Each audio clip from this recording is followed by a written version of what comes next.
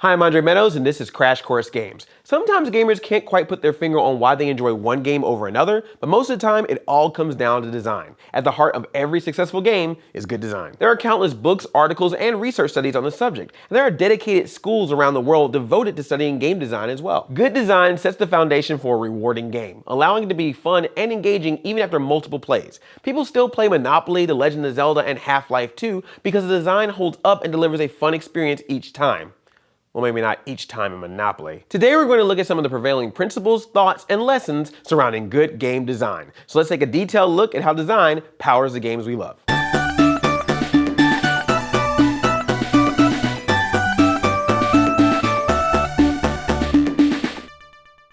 Game design is the implementation of a story or gameplay idea into a playable form. It takes place over multiple stages of development and is delivered by a team of creators. Design includes all of the art, programming, and writing that goes into a game. When a game is in the early stages of development, it lives in the initial sketches and rough drafts that show the characters, the world, and the challenges. As the game progresses, design details sharpen and it starts to become recognizable and, most importantly, playable. Eventually, the work is given over to crucial play testers who challenge the design with their play. Playtesting allows the design to be thoroughly investigated, revisited, and continually perfected till the game embodies the original ideas as best as it can. So how are these decisions made for designing games in the first place? Well, let's look at the basic building blocks of game design in the thought bubble. Video and traditional games both rely on some shared basic design elements, including space, components, mechanics, goals, and rules. The space is the look and feel of a game. It includes the sound, the lighting, the color, and the physical space like the walls, doors, weather, etc. It acts as a defining feature for the other game elements. Space influences which characters are chosen, what feelings are evoked, and what activities can take place. The components are the objects that exist in the space and are used to play the game. The components include everything from the characters in the game, the weapons and vehicles they use, and pretty much any object in the game the player comes into contact with, even Easter eggs. The mechanics involve what the player can actually do in the game. So think verbs. Whether it's creating and spelling in Scrabble or running and shooting in Halo, the core mechanic of the game is the activity that players do over and over again. Goals are, well, the goals that players are trying to achieve to actually win the game. For this element, game designers must think about what they want the player to achieve and map out a way for them to reach it. So the goal could be to work cooperatively to discover cures as a pandemic, or to simply survive hordes of zombies like in Left 4 Dead. Finally, a game isn't a game without some rules. Rules help players understand how to play the game, but they also help create the play experience of the game. Rules inform players of the game's constraints, or what they can and can't do. And if you've ever played by house rules, you know how rules can affect gameplay. Thanks, Thought Bubble. So while game designers are responsible for creating these elements, they also have to be able to understand gamers' wants and needs, which are to some degree general and universal. Game designer Mark LeBlanc breaks the general desires of players into something he calls 8 kinds of fun. They include challenge, narrative, fantasy, and discovery, among others. These broad rules are applicable to any kind of game, but some designers focus on design elements that are specific to certain types of games. Dice, board, and video games all have specific principles that can be used to motivate players. Canadian game designer Gerald Cameron made rules for creating engaging dice games known as Linnaeus's 4 principles of dice game design. The first, downtime is the enemy, says how a dice game is fun when it's exciting and active. Waiting too long on a turn can cause players to lose interest. This principle advises that dice games have turns of an average 15 seconds. If they go long, say to 45 seconds, then the game designers need to justify that long time by making the other players' turns fun to watch. The second rule, no more than 1 roll per turn, says that players get 1 roll of the dice per turn.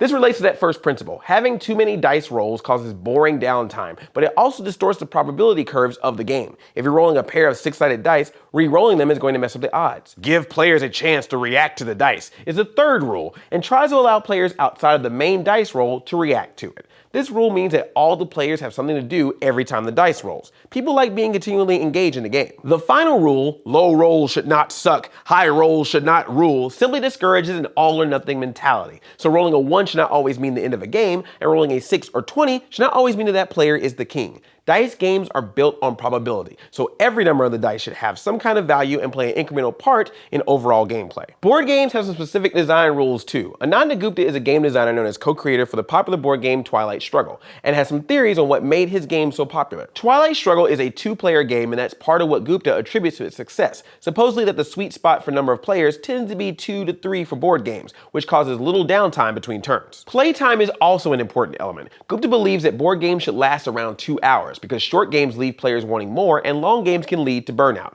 As Gupta says, you have to feel like something meaningful has been done in the game. You have to feel like the game had a beginning and had a middle and had an end and that you were engaged. A good board game will keep players challenged. This requires a mix of luck and strategy. Strategy allows players to put their skills to the test, and luck provides enough randomized play to keep them coming back. The last point Gupta contributes to the success of Twilight's struggle is balance. Players must feel as though they each have a chance to win. This means creating gameplay that doesn't favor any role at the start of play. But then there's video game design. This group is relatively new in the history of games. Technology has allowed for entirely new types of games, which need a few somewhat new design rules. One common video game principle is the idea of meaningful play. There are two types of meaningful play. There is the descriptive type, where a player takes an action and then the game responds. So when Nuna of Never Alone throws her bola at an icy obstacle, the player knows the ice is going to shatter, allowing passage. There is also the evaluative type, where the player is encouraged to take a wider view of the actions, questioning why they are doing specific actions and what this means to the game in its entirety. And like board games, video games also have the principle of gameplay balance. For every advantage, there should also be a disadvantage. For instance, a sniper on the roof needs to have a blind spot. Adding strength to your character in one aspect like combat might reduce your character's other attributes. A good example of balance in gameplay is the rock, paper, scissors style of Pokemon.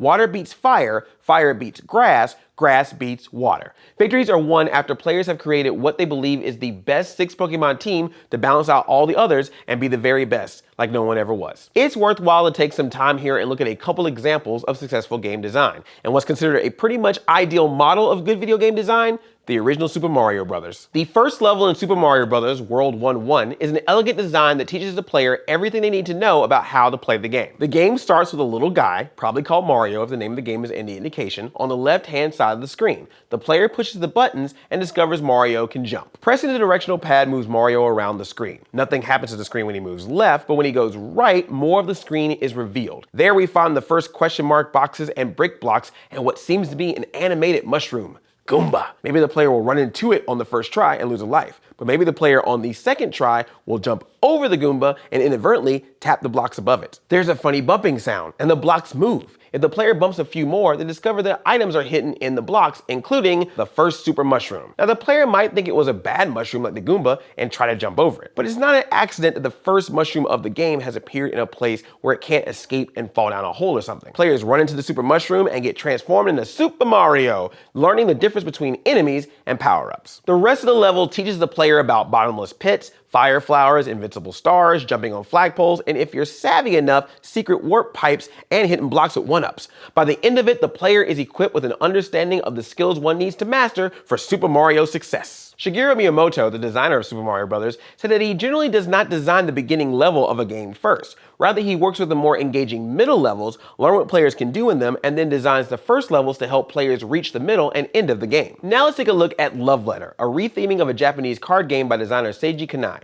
Love Letter is a card game that incorporates risk, deduction, and luck. The space is simple. You're trying to deliver a love letter to the princess, and you need to be the last player in the game to succeed. The game mechanics are simple as well. There are 16 cards, each player starts with only 1 card in hand, and 1 card is removed from play. On a turn, you draw 1 card and play 1 card, trying to expose the other player's cards and knock them from the game. One of the strengths of this game are the rules. The rules are simple enough that anyone can learn gameplay in a matter of minutes, but challenging enough to keep players coming back. And while the game does feature elimination of players, it is designed so that each round goes quickly and no one player is left out for long. Your friends won't be waiting an hour to get back in on the fun. The mix of strategy and risk also play a role in this game's great design. Love Letter is about tactics. The player must think carefully about which cards are in their hands, as well as what is possibly in their opponent's hand, because it only takes 1 wrong move to knock you out of the round. At the same time, a single unlucky draw from the deck can also land you in a troublesome position, forcing the player to change their strategy turn to turn. So no matter what kind of game you're playing, its design is going to be essential to whether you enjoy the experience.